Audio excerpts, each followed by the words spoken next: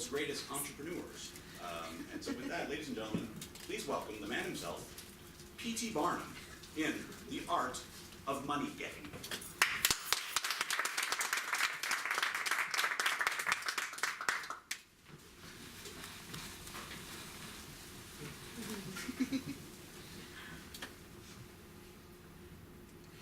The Art of Money Getting, or the Golden Rules for Making Money, by me, Phineas Taylor Barnum. In the United States, where we have more land than people, it is not at all difficult for persons in good health to make money. In this comparatively new field, there are so many avenues of success open that any person of either sex who is willing, at least for the time being, to engage in any respectable occupation that offers, may find lucrative employment. Those who really desire to attain an independence have only to set their minds upon it and adopt the proper means, and the thing is easily done. Rules of thumb. Don't mistake your vocation. The safest plan and the one most sure of success for the young man starting in life is to select the vocation which is most congenial to his tastes. Unless a man enters upon the vocation intended for him by nature and best suited to his peculiar genius, he cannot succeed. Avoid debt. Young men starting in life should avoid running into debt. There is scarcely anything that drags a person down like debt. Debt robs a man of his self-respect and makes him almost despise himself. Persevere.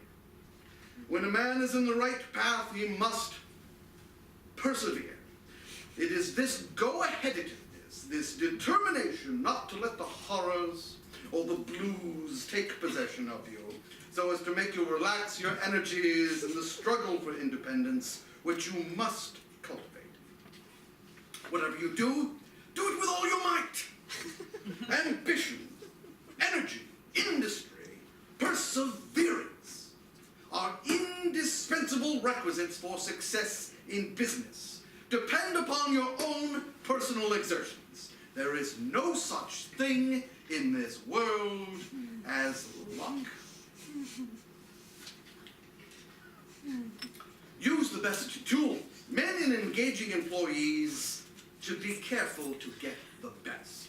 If you get a good one, it is better to keep him than keep changing.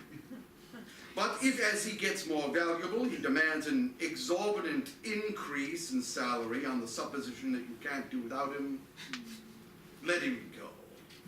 Whenever I have such an employee, I always discharge him. Don't get above your business. As a nation, Americans are too superficial. They're striving to get rich quickly and do not generally do the business as substantially and thoroughly as they should. Let your motto, then, always be Excelsior. For by living up to it, there is no such word as faith. Read the newspapers. Always take a trustworthy newspaper. He who is without a newspaper is cut off from his species. In these days of telegraphs and steam, many important inventions and improvements in every branch of trade are being made, and he who don't consult the newspapers will soon find himself and his business left out in the cold. Don't endorse without security.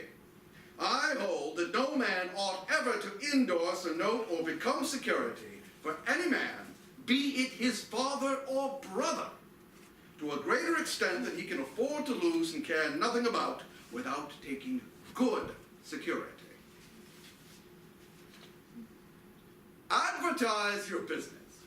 Those who deal with the public must be careful that their goods are valuable, that they're genuine and will give satisfaction. Be careful to advertise it in some shape or other, because it is evident if a man is ever so good an article for sale and nobody knows it, it will bring him no return. I say, if a man has got goods for sale and he don't advertise them in some way, the chances are that someday the sheriff may do it for him.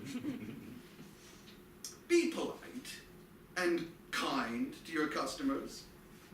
Politeness and civility are the best capital ever invested in business. Large stores, gilt signs, flaming advertisements will all prove unavailing if you or your employees treat your patrons uprightly. Be charitable. Of course, men should be charitable because it is a duty and a pleasure, but even as a matter of policy, you will find that the liberal man will command patronage, while the sordid, uncharitable miser will be avoided. The best kind of charity is to help those who are willing to help themselves. Preserve your integrity. The inordinate love of money, no doubt, may be and is the root of all evil, but money itself, when properly used, is not only a handy thing to have around the house, but affords the gratification of blessing our race by enabling its possessor to enlarge the scope of human happiness and human influence.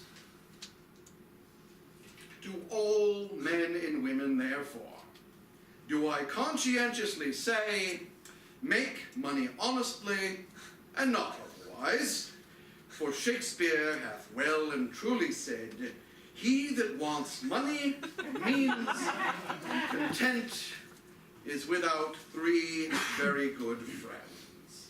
You now have my complete recipe for wealth and fortune